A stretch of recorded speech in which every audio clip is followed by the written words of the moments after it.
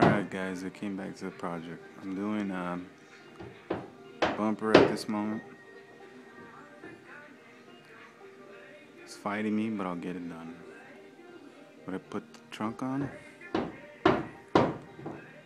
on, and then I done door, windshield,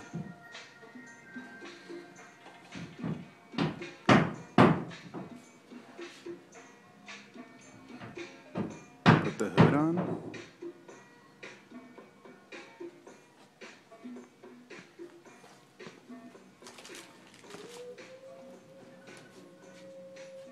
grill. Some dude's working on the roof, so that's all that banging in the background.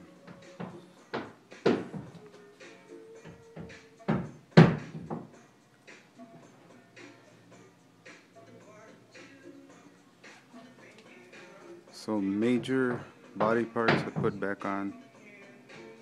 I'm just working on the minor details. It's been a month. I have another month to go. Okay. Thanks guys.